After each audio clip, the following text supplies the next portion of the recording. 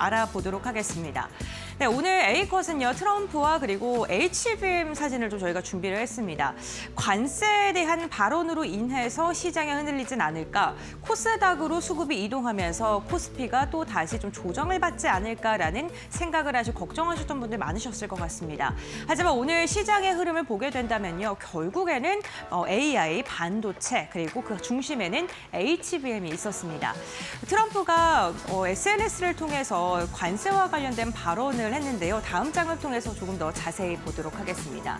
이 옆쪽을 보시게 되면 SNS에 올린 글을 저희가 캡처를 한 이 장면이고요. 이 내용을 좀 자세히 보게 된다면 한국산 관세를 15%에서 25%로 인상하겠다라고 이야기를 하면서 지난해 7월 30일 합의를 했고 10월 19일에 한국에 방문을 했는데 아직까지도 한국 국회가 무역 합의를 진행하지 않았고 제정되지 않았기 때문에 부과한다라고 이야기를 했습니다. 지금 시장에서는 자동차에만 주목을 하고 있는데요. 자동차뿐만 아니라 의약품과 목재까지도 25% 인상하는 그 내용이 담겨 있었습니다.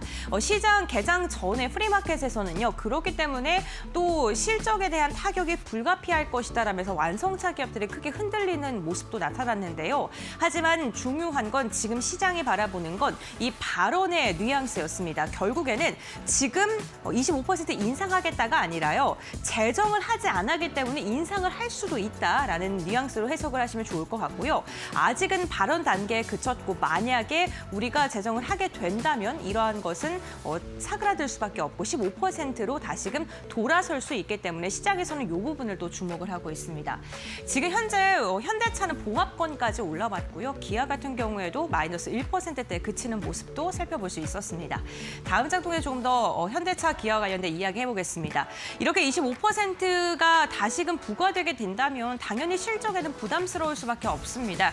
15% 관세와 25% 관세일 때 총 관세 비용이 얼마만큼 차이가 나냐를 표로 저희가 정리를 해봤는데요. 완성차 같은 경우에 15% 관세였을 때는 5조 6천억 원가량인데 10%포인트가 늘어나게 된다면 9조 4천억 원까지 증가하게 됩니다. 여기에 자동차 부품 업체들 역시나 세금에 대한 부담감은 커질 수밖에 없고요. 면세 혜택은 당연히 줄어들 수밖에 없겠죠. 그로 인해서 25% 관세에서는 10조 한 8천억 원가량의 관세 비용이 나가게 되는데요. 현대차와 기아의 추가적인 부담 금액을 보게 됐을 때는 한 4조 3천억 원가량의 비용이 증가한다고 보시면 될 것 같습니다. 그만큼 영업이익이 감소할 수밖에 없게 되겠죠. 올해 합산을 기준으로 25%가 유지가 된다면 한 18%가량 영업이익이 감소할 것으로 추산이 되고 있는데요. 관세 장기화 가능성에 대해서 하지만 시장은요. 가능성이 굉장히 낮다라고 판단을 하고 있는 듯합니다. 앞서 말씀드렸던 것처럼 관세 인상의 배경이 국회 비준 문제인데 정부가 대응한다면 15%로 원복 가능성이 굉장히 크고요. 현재 정부에서 이런 국민들의 목소리라던가 아니면 시장 분위기에 대해서 좀 발빠르게 대응하는 경향이 있기 때문에 이러한 부분에서 15% 원복 가능성이 크다라고 증권가에서는 전망하는 목소리가 더 많았습니다. 여기에다가 수익 추정에 대한 관세 비용을 미반영을 유지하겠다라고 이야기한 증권사가 더 많았던 만큼 실행 가능성, 장기화 가능성이 굉장히 낮다는 것을 확인할 수 있었습니다. 심지어 일각에서는요, 만약에 25% 관세가 부과되더라도 최근 완성차의 상승 이유가 자동차 판매가 증가하고 실적이 좋아져서가 아니라 자율주행, 플랫폼 가치 그리고 로봇과 관련된 모멘텀이 부각을 받았기 때문에 이 모빌리티 측면에서 가치가 부여된 것이다. 그래서 펀더멘털 측면에서 훼손된 게 거의 없다라고 평가하는 곳까지 있었습니다.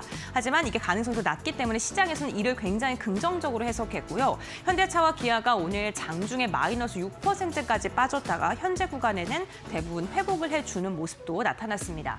이렇게 현대차가 흔들렸을 때 또 시장에서 주목받던 섹터가 있습니다. 바로 삼성과 SK하이닉스가 포함되어 있는 반도체에 관련된 건데요. 이번 주에 삼성과 SK하이닉스가 같은 날 실적을 발표하죠. 29일 날 실적을 발표했는데요. 이렇게 같은 날 실적을 발표하는 게 굉장히 이례적인 사건이라고 시장에서는 평가를 하고 있습니다.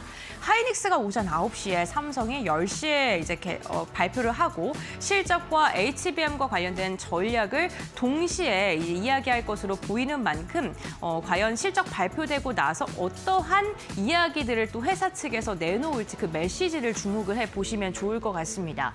실적 전망치를 보게 된다면 삼성이 93조고 영업이익이 한 20조가량으로 지금 추산되고 있고요. 하이닉스가 31조, 영업이익 최대가 20조. 그러니까 매출액은 삼성의 3분의 1밖에 되지 않는데 영업이익이 동일할 것이다라고 지금 전망하고 있는 증권사까지 나오고 있습니다. 아무래도 SK 하이닉스가 HBM 부분에서 마진율을 굉장히 높게 뽑아내고 있기 때문인데 시장에서 주목하고 있는 건 이번 실적을 발표하면서 HM 부분에서 과연 두 회사가 어떠한 힌트를 줄지를 좀 주목을 하고 있는 듯합니다. 삼성이 과연 바짝 또 추격을 해서 역전을 할 수 있을 것이냐, 하이닉스가 1위의 자리를 수성을 할 수 있을 것이냐, 이 두 회사의 대결에 시장은 주목을 하고 있습니다. 각각 회사들이 어떠한 모멘텀이 있는지 최근 이슈를 좀 정리해 보겠습니다. SK 하이닉스가 AI 칩 수조와 관련된 이야기를 오늘 전해졌습니다. 일부 언론에서 좀 보도가 흘러나오고 있는 상황인데요.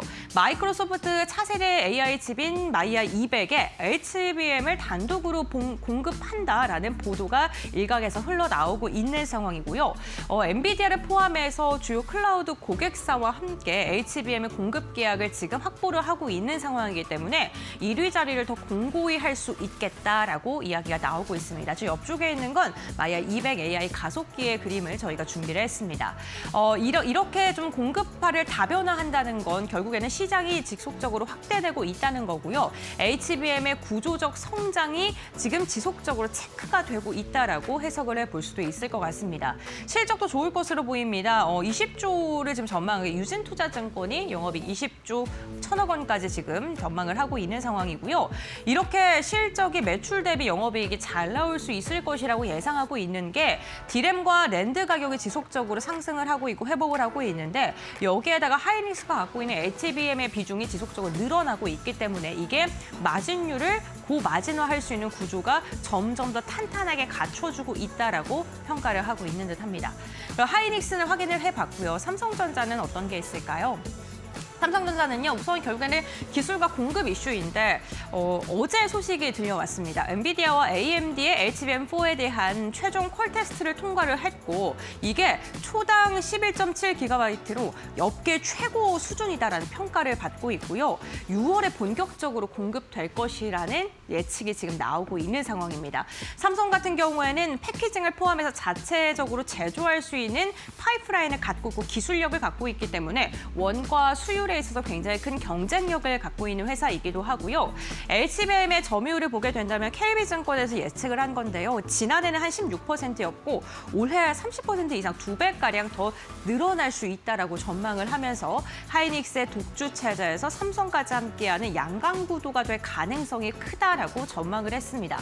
HBM뿐만 아니라 전반적으로 디램과 랜드의 시장 규모, 세계적인 규모와 고정거래가의 증가 역시나 그래프를 통해서 한눈에 확인할 수 있는 만큼 삼성전자가 랜드 그리고 디램 부분에서 지속적으로 자리를 공고히 하고 있는 만큼 실적에 대한 개선세는 당분간 더 지속될 수밖에 없다라고 이야기가 나오고 있으니까요. 이러한 추이도 좀 체크를 잘 해보시면 좋을 것 같습니다.